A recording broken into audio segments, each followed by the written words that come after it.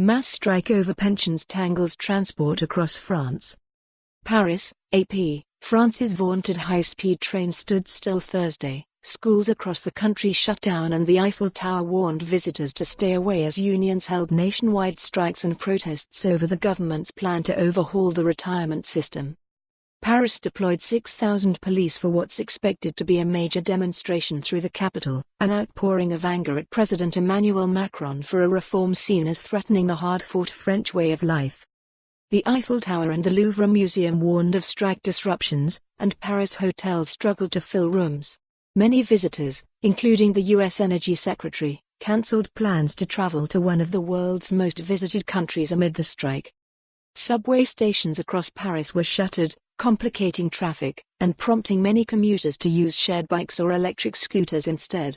Many workers in the Paris region worked from home or took a day off to stay with their children, since 78% of teachers in the capital were on strike. Historic train stations stood empty, with about 9 out of 10 of high-speed trains cancelled.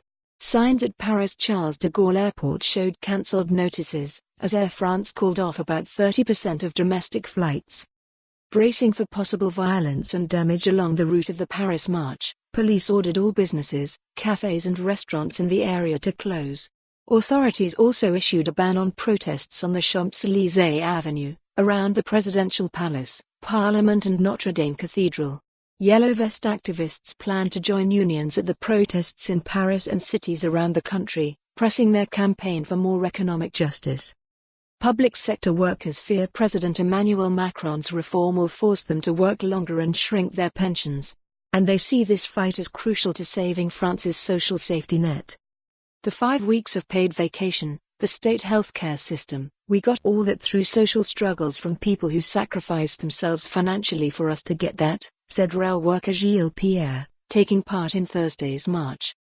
Pierre, who is 41 and according to the current system can retire at 52, acknowledges that the current system is generous, but argues that it's fair compensation for the constraints that go with their jobs, like working on weekends and holidays.